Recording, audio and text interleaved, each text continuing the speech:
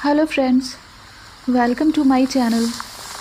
तो चलिए आज की कहानी की ओर। यह कहानी मैं एक लड़के की तरफ से सुनाने जा रही हूँ जिसका सामना एक छलावा भूत से हुआ था। तो चलिए कहानी सुनते हैं। यह कहानी तब की है जब मैं अपनी मौसी के घर छुट्टियाँ बिताने गया हुआ था।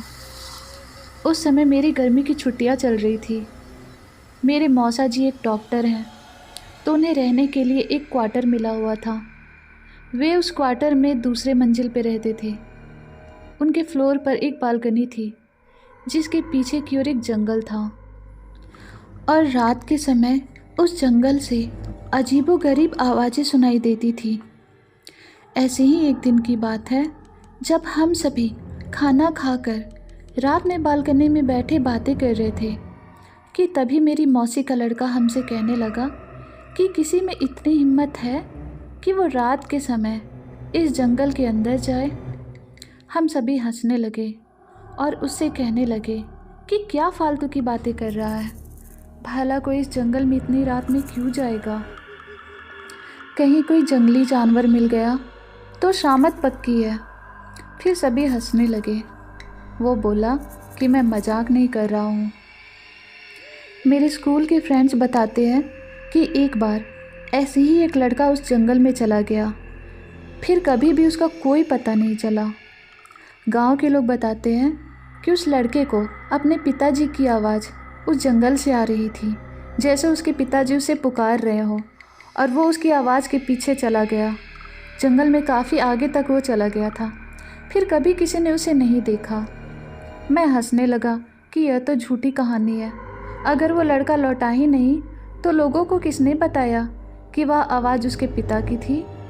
वो बोला क्योंकि उसके पिता उससे थोड़ी दूरी पर थे और उन्होंने भी वही आवाज़ सुनी थी, मतलब उनको बुलाने की। उनकी ही आवाज़ में कोई उनके बेटे को अपनी ओर पुकार रहा था। जब वे दौड़कर वहाँ पहुँचे तो उन्होंने देखा कि वहाँ पर उनका बेटा अब नहीं है, इसलिए कोई भी उस जंगल की ओर नहीं जाता। मैं अपने मौसेरे भाई की यह कहानी सुनकर हंसने लगा कि वाह क्या बात है, जंगल का भूत जो लोगों को गायब कर दे। हा हा हा। फिर हम सभी उठकर टीवी देखने लगे, और थोड़ी देर बाद मैं उस बालकनी में जाकर थोड़ी फ्रेश हवा खाने लगा।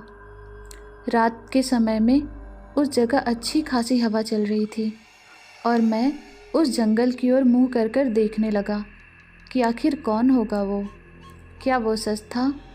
कि तभी मैंने अपने मौसेरे भाई को उस जंगल के किनारे खड़े देखा।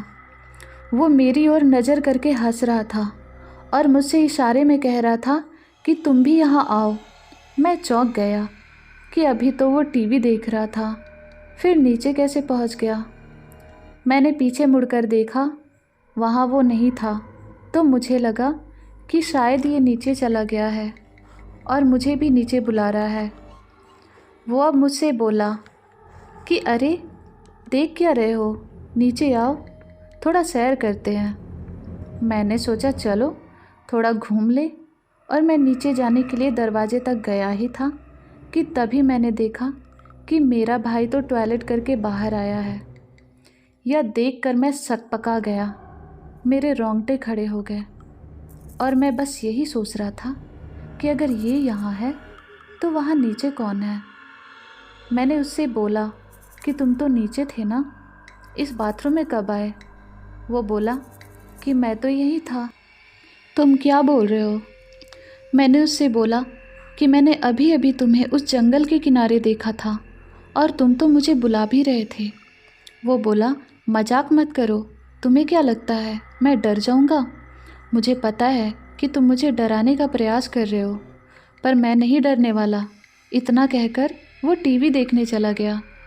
मुझे यकीन नहीं हो रहा था कि ये मैंने अभी क्या देखा है। उसी रात जब मैं सो रहा था तब किसी की मुझे पुकारने की आवाज़ आ रही थी। वो जो भी था मुझसे कह रहा था कि मैं तुम्हारा कब से इंतज़ार कर रहा हूँ, तुम तो आए ही नहीं। देखो जल्दी आ जाओ, फिर हम दोनों साथ में इस जंगल के अंदर घूमेंगे। इस बार यह आवाज़ मेरे भाई जैसी नहीं थी, बल्कि किसी ऐसे बूढ़े आदमी की थी जो काफ़ी लंबा होगा और बहुत ज़्यादा सिगरेट पीता होगा। रात भर मुझे उसकी आवाज़ें आने लगी और फिर जब सुबह मैंने सबको यह बात बताई तो सबने मुझसे कहा कि ऐसा होना यहाँ आम बात है, तुम उस ओर ध्यान मत दो और अपना काम करो और भूल कर भी उस जंगल की ओर मत जाना। उसके कुछ दिनों बाद भी मुझे उस जंगल की ओर से आवाज़ें आती रही, फिर वो आवाज़ें आना बंद हो गई। इस घटना के कुछ दिनों बाद मेरे पापा मुझे लेने आ गए थे क्योंकि मेरी गर्मी की छुट्टियां भी खत्म होने वाली थी। उस जंगल में रहने वाले को लोग छलावा कहते थे और जो भी कोई उसके पीछे जाता वो फिर कभी लौट कर नहीं आता। तो फ्रेंड्स, आपको ये हॉरर स्टोरी कैसी लगी?